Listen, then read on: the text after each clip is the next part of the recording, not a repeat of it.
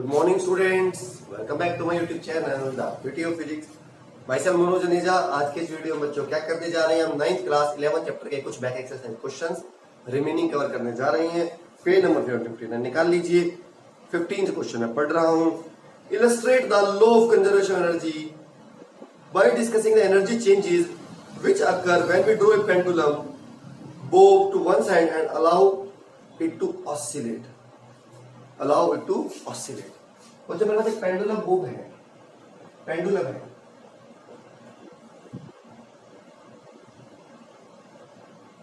यहां पर इसके बाद नॉर्मल कंडीशन में कोई एनर्जी नहीं है, ना इसके पास कोई एक, ना ये कुछ हाइट ऊपर है अपनी रेफरेंस से, ना इसके कोई मोशन, नो काइनेटिक नो। मैंने इसको बच्चों एक पर्टिकुलर हाइट तक उठाया, तो इसमें बच्चों एनर्जी किसमें स्टोर हो गई है, in the form of potential energy. जैसे ही मैं इसे रिलीज करूंगा ये स्पीड गेन करता हुआ नीचे आएगा। The potential energy stored starts converted into the kinetic energy and it starts oscillating as a result of that there is continuous transformation of potential energy and kinetic energy into each other. But बच्चों धीरे धीरे इसके oscillations डैम्प होते जाएंगे क्योंकि बच्चों air resistance है, air resistance के अगेंस्ट ये वर्क कर रहा है, तो सब energy is dissipated in doing work against the air resistance and transfer to the surrounding. तो एनर्जी कंजर्वेशन अब भी हो रहा है, इसकी एनर्जी कम हो रही है, वो सराउंडिंग को जा रही है क्योंकि ये वर्क कर रहा है अगेंस्ट द एयर रेजिस्टेंस। तो ये पूछा इन्होंने, why does the bob eventually come to rest? Bob क्यों आ जाता है रेस्ट में? Because its energy keeps on decreasing, इसकी एनर्जी धीरे धीरे घट रही है क्योंकि ये वर्क कर रहा है against the air resistance, it's doing work against the air resistance और which is acting on it. What happens to its energy eventually? Later on, it eventually becomes zero. और वो low energy को conservation obey कर रहा है। An object of mass m is moving with the velocity. बच्चे object है m मास का, वो v वेलोसिटी से चल रहा है, ठीक है। How much work should be done on the object in order to bring the object to rest? इसको रेस्ट में लाने के लिए मुझे कितना काम करना पड़ेगा? तो इनिशियल स्पीड क्या है बच्चों इसकी? v। फाइनल स्पीड मुझे इसे रोकना है तो v dash is 0, mass is m। तो वर्क डन बच्चों पता है आपको कितना वर्क करना पड़ेगा? Change in kinetic energy, final kinetic energy minus initial kinetic energy. Final क्या होता है बच्चों? हाफ m फाइनल स्पीड का स्क्वायर v डैश का square, half m initial speed का स्क्वायर u का square, half m v dash 0 का square, half m v का स्क्वायर। ये टर्म बच्चों 0 हो गई तो minus half m v square. इतना वर्क बच्चा आपको ऑब्जेक्ट पर करना पड़ेगा।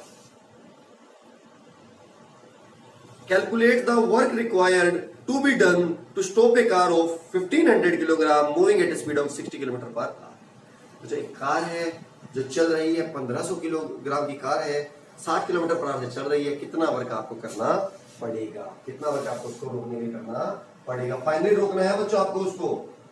तो कितना मास है बच्चों उसका? 1500 किलोग्राम। फाइनल स्पीड क्या करनी है आपको उसकी? 0। कितनी स्पीड से मूव कर रहा है बच्चों? 60 किलोमीटर पर आवर, मीटर पर सेकंड में कन्वर्ट करने के लिए 518 से मल्टीप्लाई आपको कई बार बता चुके हैं। तो 50/3 मीटर पर सेकंड। तो वर्क डन क्या होगा बच्चों? Change in kinetic energy EF minus EI, half m final speed का square which is 0 minus half m initial speed का स्क्वायर जो क्या है बच्चों? 50/3।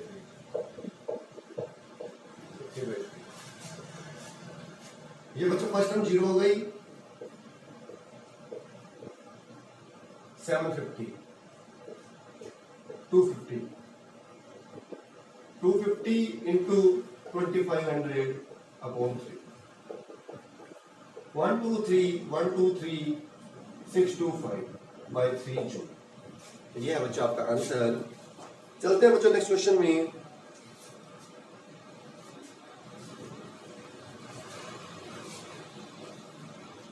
बच्चों यहाँ कुछ फिगर दिए हुए हैं आपको ये बताना क्या वर्क पॉजिटिव होगा, नेगेटिव या 0। फर्स्ट फिगर देखिए, डिस्प्लेस ऐसे हो रही है और फोर्स परपेंडिकुलर लग रहा है। बताया था जब भी डिस्प्लेसमेंट और फोर्स परपेंडिकुलर तो 0 वर्क। सेकंड में देखिए सेम डायरेक्शन में है, इधर मूव कर रही है और इसी डायरेक्शन में फोर्स है तो पॉजिटिव वर्क, हमने डिस्कशन किया था। थर्ड में इधर डिस्प्लेस हो रही है, अपोजिट डायरेक्शन में फोर्स है तो नेगेटिव वर्क। नेक्स्ट चलते हैं 9th क्वेश्चन पर, 19th पर। Sony says that acceleration in an object could be zero even when several forces are acting on it. Do you agree with her? And why? Soni कहती है बच्चों, अगर एक body पर बहुत सारे फोर्स लग रहे हैं फिर भी उसका एक्सेलरेशन जीरो होगा। क्या आप सहमत हैं? एक्सेलरेशन कौन प्रोड्यूस करता है बच्चों? Net force. तो हाँ सहमत हैं। मान लो दो फोर्स लग रहे हैं उसके ऊपर अपोजिट डायरेक्शन में और इक्वल मैग्नीट्यूड के, तो नेट फोर्स कितना लगेगा इस पर? जीरो। तो क्या वो मूव करेगी? क्या एक्सेलरेट होगी? नहीं। तो we are agree with the Soni because in order to produce acceleration net force must be active. तो जरूरी नहीं फोर्स लग रहे हैं तो नेट फोर्स बनेगा, हो सकता है बहुत सारे फोर्स लग रहे हैं नेट फोर्स जीरो हो जाए। ठीक है बच्चों, नेक्स्ट चलते हैं। Find the energy in kilowatt hour consumed by 10 consumed in 10 hours by 4 devices of 500 watt each। वो जो 4 डिवाइस हैं 500 वोट का है एक, रोज चलते हैं 10 घंटे, तो कितनी एनर्जी कंज्यूम करेंगे? पावर कितनी है बच्चों? एक की 500 वोट। कितना टाइम चलाना है बच्चों? 10 आवर्स। कितना नंबर है बच्चों? 4। कितना नंबर है बच्चों? 4। तो एनर्जी बताया था आपको बच्चों, पावर इंटू टाइम। यहां से आएगी एक ने कितनी एनर्जी कंज्यूम करी, 4 ने कितनी करी, इसलिए n मल्टीप्लाई कर दो। तो 4 10 20 1 2 3। और बच्चों ये आ गई आपकी यूनिट वोट आवर में। आपको चाहिए किलो वोट आवर में, पूछा उसने 1000 से डिवाइड कर दो 20 किलो वोट। ठीक है बच्चों, लास्ट क्वेश्चन करते हैं। An object falling freely falling object eventually stops on reaching the ground. What happens to its kinetic energy? बच्चों जब हम किसी ऑब्जेक्ट को रिलीज करते हैं किसी हाइट से, तो ये नीचे स्पीड गेन करता हुआ आता है, इसकी एनर्जी बढ़ती जाती है। जैसे ही ये टकराता है फिर रिबाउंड होता है, फिर कुछ ऊपर तक जाता है, फिर वापस टकराता है, धीरे धीरे इसकी एनर्जी घटती है। क्यों? क्योंकि जब भी बच्चों ये टकराएगा सरफेस को, ये साउंड एनर्जी क्रिएट करेगा, ये साउंड क्रिएट करेगा। साउंड एनर्जी क्रिएट करेगा तो इसकी एनर्जी सराउंडिंग को दे देगा, तो धीरे धीरे घटती जाएगी। इसी वजह से इसकी एनर्जी धीरे धीरे घटती जाएगी, तो उसके ऑसिलेशंस कम छोटी होती जाएंगी और कुछ टाइम बाद वो जाएगा। ठीक है बच्चों, ये वीडियो को लाइक